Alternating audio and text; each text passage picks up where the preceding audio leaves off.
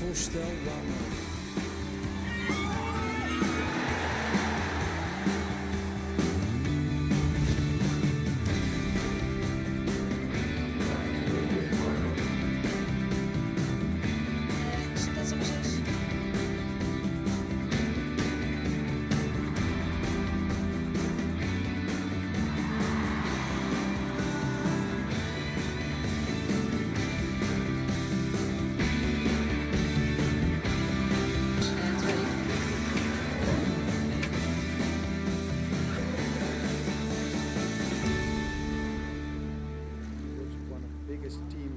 In social media in the Netherlands, and he gets to speak all over the world about what he's doing for KLM. So he used to be up in the sky as a steward. He placed the first tweet for KLM, and now he's online reputation manager for KLM. So, floor is yours, Jochem.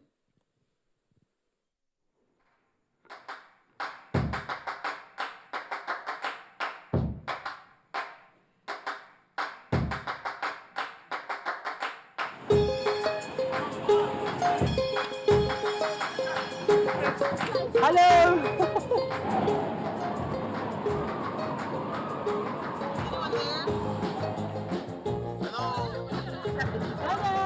How are you? I love New York. I love Amsterdam. It's awesome. You have to help me with something, okay? Okay. If we high-five the screen together at the same time. We can both win 2 tickets from New York to Amsterdam. Oh, let me get ready then. So I go to New Amsterdam, you go to Old Amsterdam. Here we go. After 3, 2. What? No. High five. What's up, buddy?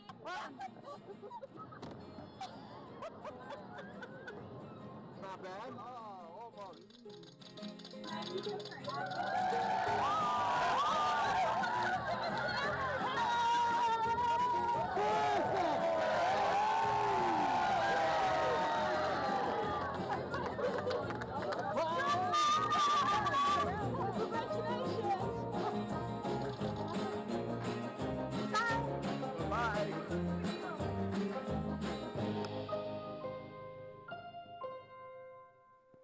Good morning, everybody. It's good to be here. I wanted to show you this video. It's from a recent sales promotion we did in the Netherlands. And the reason why I like it so much and why I wanted to share it with you is because it's so genuine. It's so authentic, and it's about connecting people. And that is exactly what social media is about. Now, this is Social Media Week. It's really been a crazy week, I must say. I started in Berlin on Monday. I did the same talk, did it again on Tuesday in London. And today I'm here. And look around. What a fantastic venue this is. I mean, and we wouldn't be here, really, if it wasn't for Maarten Rijgersberg there in the corner. Stand up, please. Give it up for Maarten. You're a hero. So let's talk about social media. KLM social media, I mean, it is so exciting, really. We're riding this big wave and really enjoying what we're doing. And there's a lot I could be bragging about if I like to.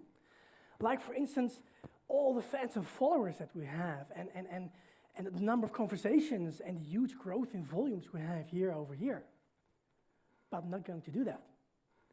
I could be bragging about being the world's largest airline on Facebook, and the fact that we are the only company in the world that does 24/7 servicing in 11 languages. We recently added Chinese on Sina, Weibo, and WeChat. There's so much I could be bragging about. All the awards that we won, being the best airline on social media. Can't hear me? And being the world's most socially devoted brand. Now that is cool. That is a lot I could be bragging about. But then again, who cares, man? Who cares? Why?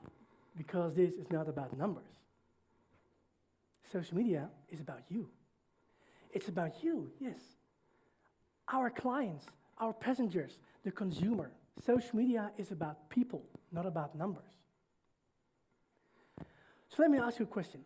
How many of you think that in 5 years from now, Facebook is still going to be the world's most dominant social media network? Raise your hands. No kidding. Just 3 hands in the whole room. Wow. Second question. How many of you think that in 5 years from now, wearable tech like Google Glass and the recently introduced Apple Watch are going to be just as common as smartphones? Ha! That's everyone, right? Okay. But then again, who cares? Remember ICQ? Hives? Yeah? MySpace? It's technology, and technology comes and goes. It's not about technology either. Again, it's about you, and you are the center here. And technology is only a facilitator to connect people. Okay? And on the internet, through social media, people share a lot of experiences and a lot of, I'll take the mic. They share a lot of experiences about their lives, about brands. And these experiences, they are so powerful, they can make or break a brand because people really rely on each other rather than on classic advertising. So it's really powerful. I bet all of us have at least once been to a restaurant where we had dinner but didn't really like the food. Paid the bill, maybe left a tip, thanked the waitress, and left. But the next day, talking to her friends and colleagues, saying, don't go there, it's really not good. You recognize that, right? Or even worse, go to a review site and write a bad review about a restaurant. Now that's the power of social media. Maybe after today, there are very few of you who will say to me straight in the face, hey, Johan, I really didn't like it. Very few will. It's more likely that you will go out on Twitter or talk to each other about it. So that's the power of social media. Jeff Bezos once said, your brand is what people say about you when you're not in the room. And I really believe in that. In fact, social media is like pure anarchy. I mean, people can do whatever they like, as long as it's not illegal. And you can't deny it. And you cannot stop it either. I mean, they tried in Turkey earlier this year, but it didn't work out really, did it? So, here's a little example of the power. This is a baggage handler at Schiphol who doesn't really take his job too seriously. Little video shared with us on Vine. Now, stuff like this can seriously harm our reputation. For your information, he doesn't work for KLM anymore. Now, is it a threat? Is social media a threat? Not at all. We believe it provides great opportunities to get in touch with our clients, with you. And so we engage. That's what we do. For a lot of people, sending a tweet or a Facebook message to a company is just as normal as for others to pick up the phone and call the call center. So that means that if you do not answer a tweet, it's just as annoying as a call center not picking up the phone. You have to answer. But how do we do that? In my role as an online reputation manager, I'm responsible for how we engage on social media. I also do issue management, do trainings. How exactly do we do that? First of all, it is our goal to provide a really great customer journey to our passengers, loaded with valuable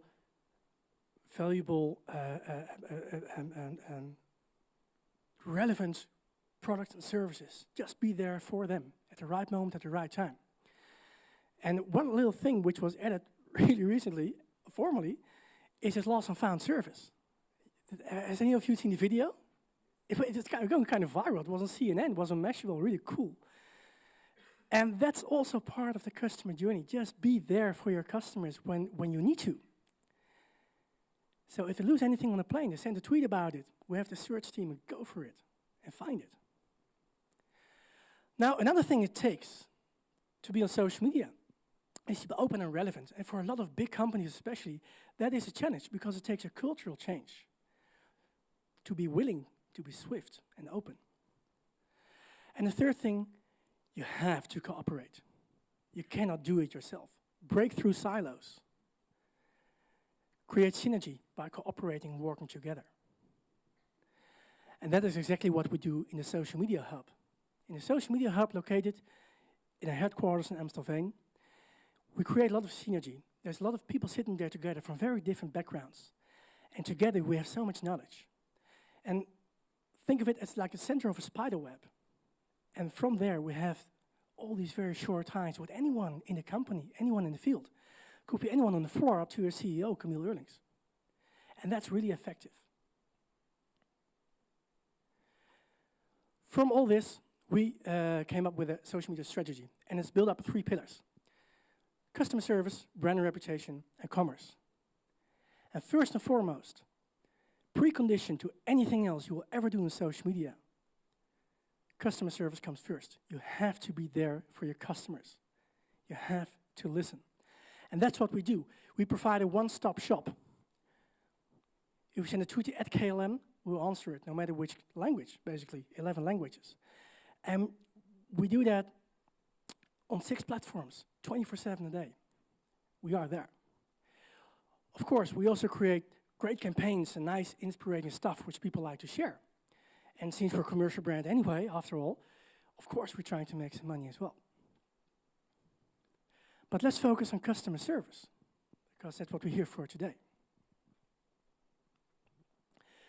If you want to be a good social media service agent, and we have a lot of them, over 150, largest team in the world, it takes 2 things: knowledge and mindset. Knowledge about our products and services, about the company. But most of all, a mindset. And that mindset is put down in rules of engagement. A document with tips and tricks, do's and don'ts, how to deal with different situations, tone of voice, stuff like that. And the document itself is really confidential, and I can't reveal any information about it, but today, or at least here during Social Media Week, for the very first time, I'm going to give you a little insight into the document. What exactly is it that we do, and how do we do it? I believe a job description for social media service agents is like this. They are facilitators, they are detectives, and they are plumbers. Say, what? Plumbers? Yeah, plumbers. Let me explain. If you want to be a facilitator, you have to show true interest and facilitate an authentic, open dialogue. And have trained people to do that and adapt your tone. But maybe most important, give the stage to your clients, like Bono from U2 did here, with a blind guitar player he invited on stage. Really cool. Now, we have seen some conversations, because they were so authentic, kind of going viral. Really, we didn't plan this. It was all genuine. And here's one example in specific I'd like to share with you. There was a guy named Yves, and Yves had an assignment for school, only 6 years old. They went to a museum, and they were asked to make a painting. And with that painting, they were going to raise money for UNICEF. Now, that's a fantastic charity. And Yves decided to make a painting about his favorite topic, which is KLM. So he painted this KLM blue plane. And he was so proud of it, he showed it to his mom, and his mom thought, wow, that's really nice. Let's post it on the KLM wall. And rather than just liking the image or commenting on it, wow, thank you, Yves, that is so nice. We went the extra step. And we invited him to our headquarters. And we asked him to hand over personally that painting to our CEO, Camille Eurlings. And of course, we made the donation for UNICEF. And of course, he got a Schiphol tour with one of his friends. But this is genuine. This is nice. So, the second aspect of the role, job description is being a detective. Now, that means that you can only really be of help and only really make a difference if you truly understand the full context of what someone is talking about on social media. If someone says KLM sucks, we need to understand exactly where that comes from. So you have to get your hands on any information you can get and analyze it and truly understand. You may have to really cooperate with stakeholders, anyone involved, anyone who can help to find the best solution there. And this is an interesting part, and it also says in my bio, What I usually do in my job, I just start asking questions. I don't take things for granted. I'm very self-critical when it comes to KLM. It's a very complex company. I can't know it all. I don't even want to know it all. So I'm kind of naive on purpose, really. And that helps, because if you ask yourselves questions, if you're critical, then you will get new insights, get inspired by the input you get through social media. 2 examples here. Does anyone of you have kids? Ever been on a plane with your kids? I have a lot of respect for you guys. I mean, keeping your child calm and entertaining it on a 10-hour flight, wow. Wow, really. Any one of you without kids been on the plane sitting right next to a family with kids? Wow, really. I have a lot of respect for you guys as well, because you don't get much rest either, right?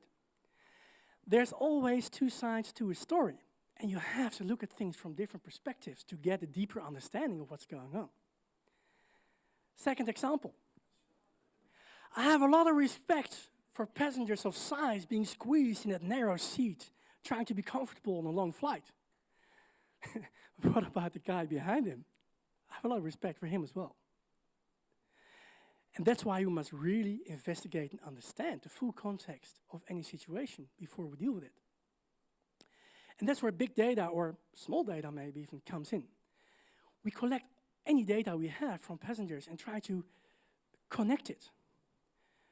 Flying glue, social media, reservation information. We can even exchange information with our flying crew through an iPad. We can update them, they can update us. That's really powerful. That's cooperation. That is breaking through silos.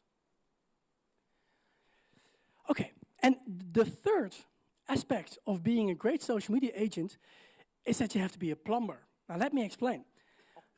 After you have done all the research, you're going to need all that to find a proper solution. And a proper solution is one in which you really add value, in which you really make a difference and make people really happy if you can. And that means that you maybe must not think in limitations, and yeah, these are our policies and regulations and stuff like that. No, be creative and go beyond that. They can really make a difference, get improved, or get inspired to improve things.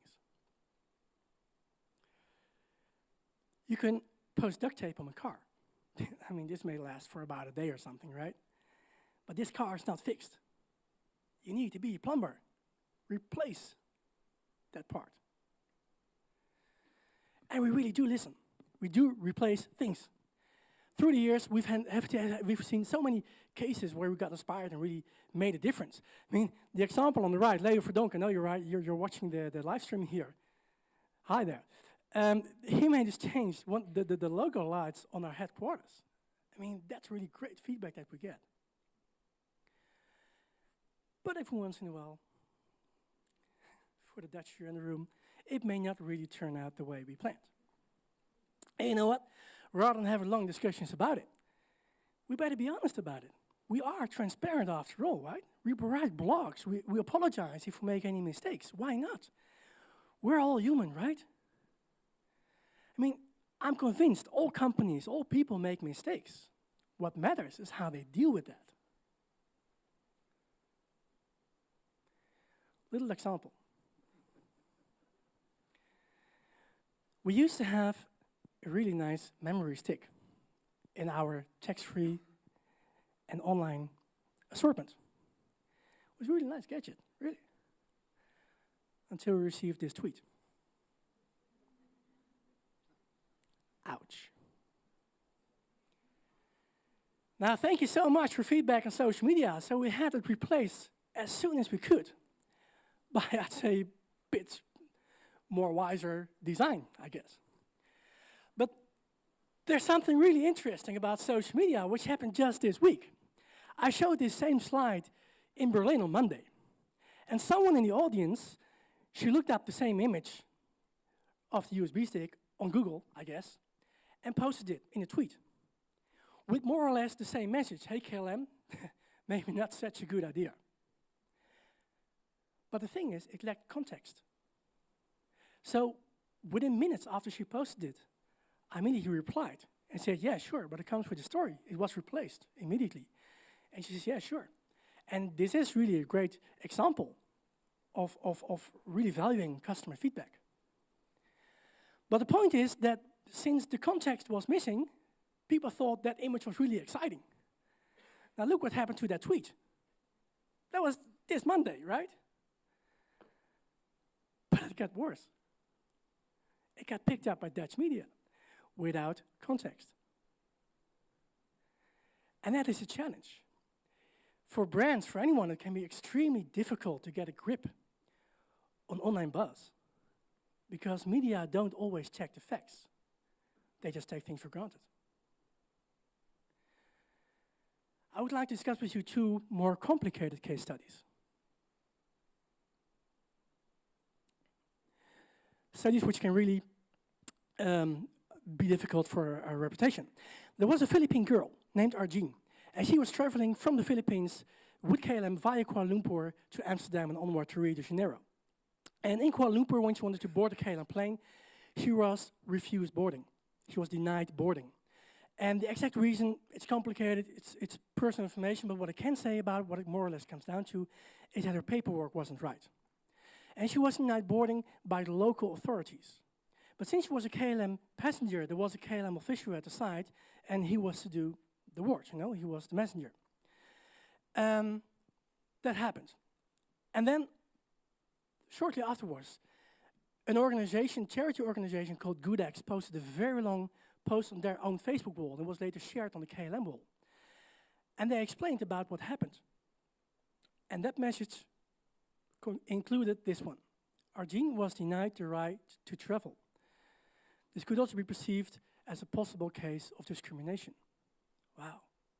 Now, discrimination is something we take very serious. I mean, we're a global brand. We bridge the world. We connect people, right? We do not discriminate. So if anyone accuses KLM of discrimination, we take that very serious. So, of course, I'm very happy it got escalated to corporate communications. And I immediately initiated a research. I really wanted to know what exactly was going on there. Is it true? Who was involved? So we mobilized all the stakeholders. And once I knew that it had nothing to do with discrimination, but with paperwork, then this first storyline came out. And I'll try to read it from a small screen. We appreciate your concerns, but for privacy and security reasons, we cannot confirm that the person you are referring to is traveling with us.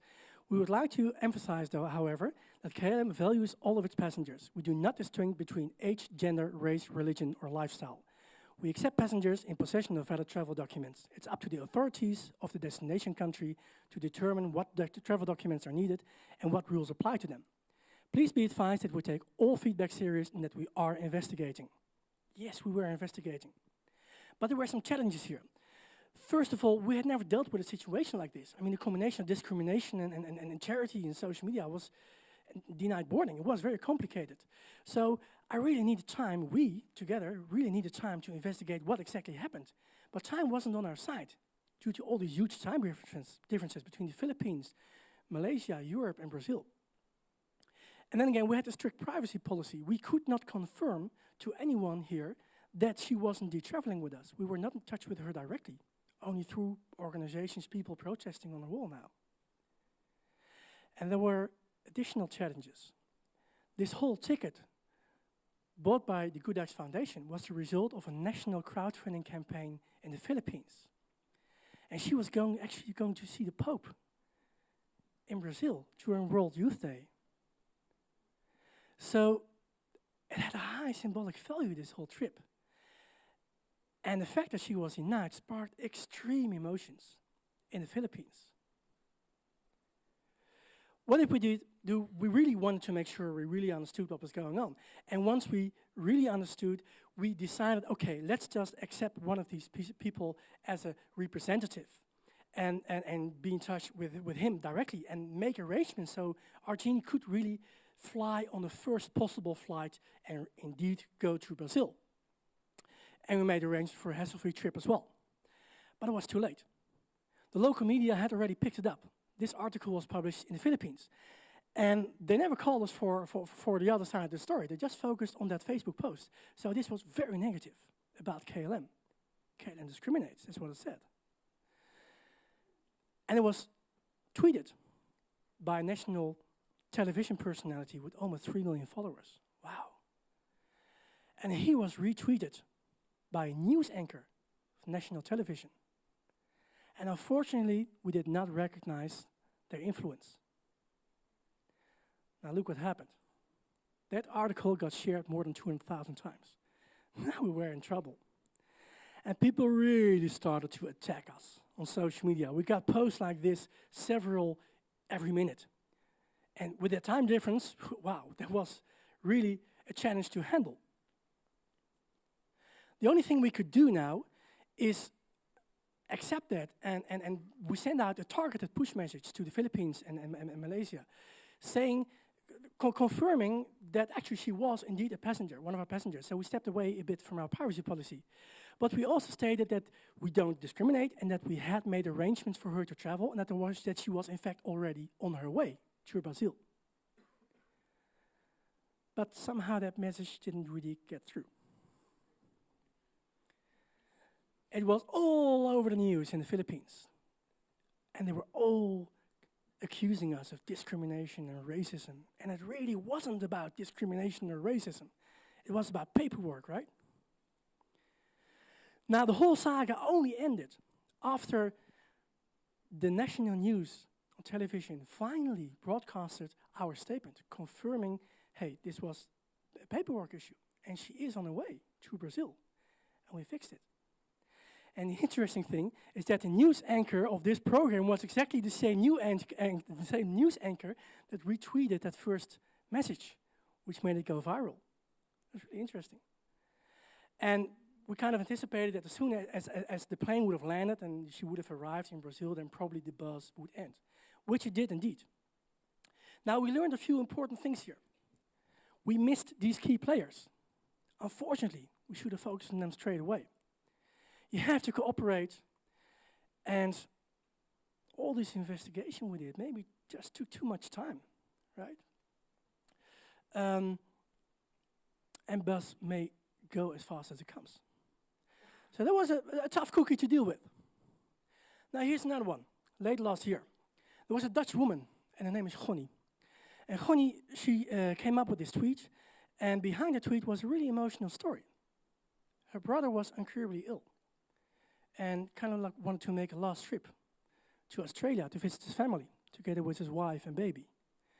It's a very emotional story. But what she was asking for her brother is an upgrade to business class.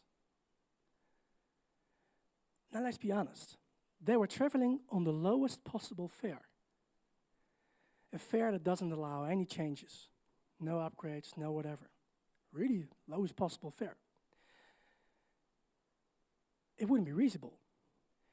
We get dozens of requests like these every day. And people have very good legitimate reasons to ask for an upgrade. They're either ill, or they're elderly, or they're very tall, or they're very important, or they are, I don't know, very tired, or on the way to an important meeting. I don't know. You get so many requests. And what if he would say yes to her? It wouldn't be fair to all the others, right? Because for us, all passengers are equal. But then again, I felt so much empathy for her. I really understood what she was going through. So this was a difficult dilemma. What did we do? We really double-checked the ticket conditions. No, they couldn't be changed at all. But what we did decide is to do at least a few things for her. We made sure that her ticket was changed to changeable, free of charge. And we suggested that you might want to sit in economy comfort, which provides more relaxed space. And we blocked the family row there, made arrangements for a baby. We proactively informed the crew and made arrangements for airport assistance. I mean, we did whatever we could, really. But she didn't take no for an answer. And she posted this on her personal Facebook wall, more or less saying, KLM doesn't give a shit. I mean, they don't care.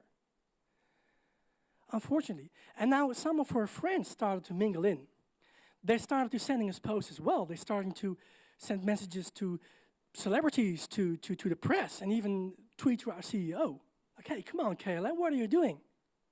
help this woman, help this family. And it got picked up by the media.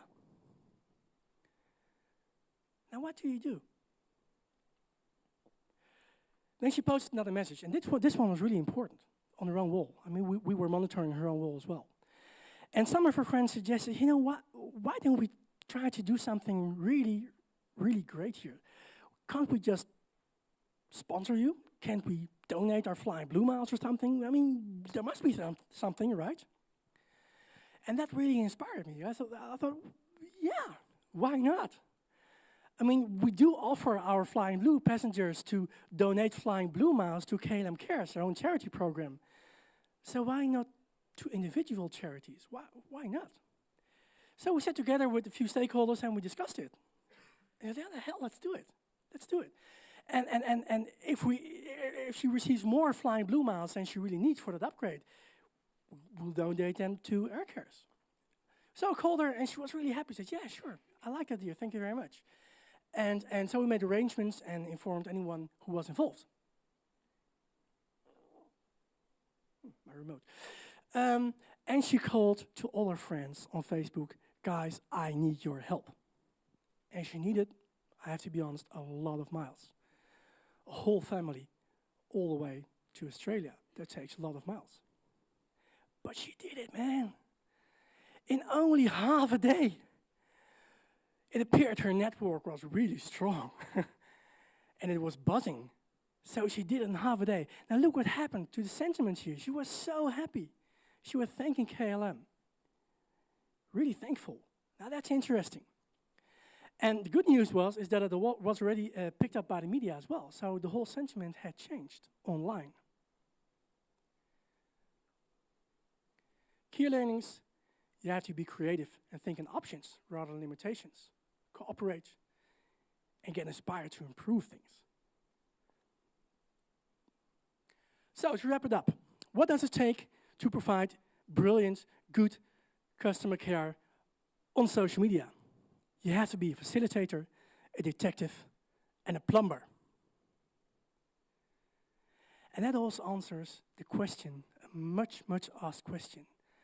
What the hell is the ROI of social media engagement? We invest so much money in it. What do we get in return? Personally, I think the answer is really simple. No, not who cares. We certainly do care. The true answer is that by engaging online, the online sentiment about our brand will be positive. If we have brand ambassadors talking about KLM in a positive way, like they do now with a little great video with a little dog from Lost and Found team, I mean, that's how you get ambassadors. That is what matters. And let's face it, Andrew Agassi once said, image is everything. Thank you very much.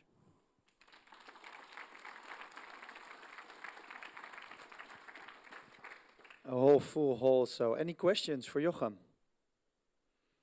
Nobody. Well, maybe let me break the ice. Jochem, you mentioned time zones a lot. You have a team of 150 people in Hoofddorp. How does it work? Are they there all day, all night, 24/7, or you work in shifts? What's the deal? Yeah, we work in shifts, and first of all, they're not all located in the Netherlands. They work in different locations in the world. They do indeed work in shifts, and they're all natives. And I think that's one of the really powerful things that we do. If you want to adapt your tone, if you want to have an authentic conversation, you have to have Chinese talking to Chinese, and Brazilians talking to Brazilians, and Germans talking to Germans. So we have all these teams with natives sitting on different locations in the world, and they do indeed work around the clock. And actually, I have to say, I mean, going back to that slide with the USB stick, I know my colleagues, they're watching this live stream, right? And that tweet, that slide which I showed in Germany, it cost them a lot of work. And thank you guys. I mean, I did it. It was me. So let's give them a big round of applause. You know, they're the ones doing it, right? They are the true heroes here. Any more questions for Jochem?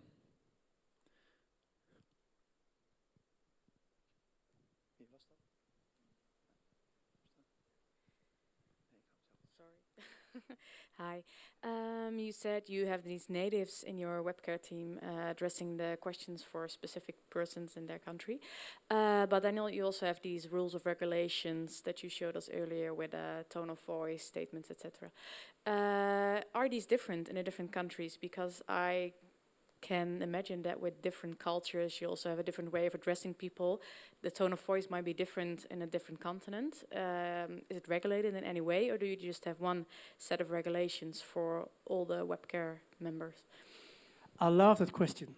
The rules of engagement are general for everyone, but they are not much more than a framework. And I love to go visit these teams and train them and work with them. And what I really encourage them to do is to only use these rules of engagement as a framework. And it leaves plenty of room for interpretation, for cultural differences, for cultural aspects. So they have a lot of freedom to facilitate really a very authentic dialogue. And during these training sessions we've had, I love to spend time and talk about cultural differences. We have one location where we have 6 different language teams working together from a completely different background, cultural. And it's fantastic to sit together with them and just discuss cultural differences. And hey, how would you deal with that in Chinese? How do the Russians do that? And that's so inspiring for me as well. I love going there and talk to them. But these rules of engagement, it's a framework.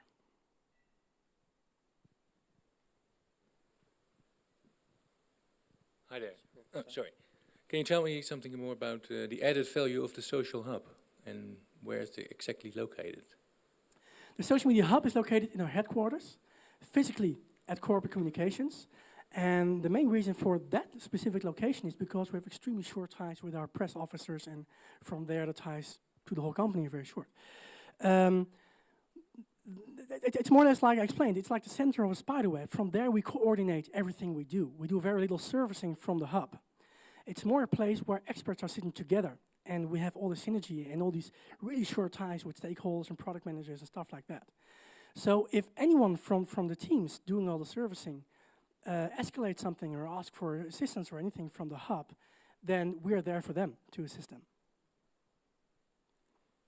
One final question.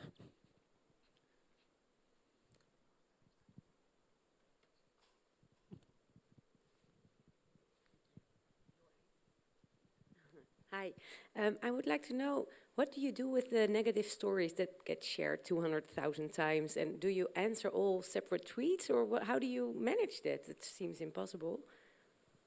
That's a good question, a very understandable question, but then again, I can't give you the full answer. Because our tactics are kind of confidential, right? But what I can say you is that any feedback is welcome, no matter how negative it is. And we will, of course, reply to as many questions and comments as we can. Thank you, Jochem. Give him a big warm hand. Thank you very much. Thanks for a great presentation. It's always good to have the guy in the room with the biggest social media team in the world. You know, he doesn't like to brag too much, but it's nice. You know, 150 people who do that for you. Thanks. We have a short break. Oh, you want to comment? I just want to say I'm proud to be part of the team. You know, really, I love my job. Yeah. Okay. We have a short break. After the break, Isabel Mosk will start and talk about travel and travel blogging. So we'll stay in the area of, well, we come closer to Earth every time a little bit, from space to the sky, and now we go travel on Earth. So see you in about 10 minutes. Thanks.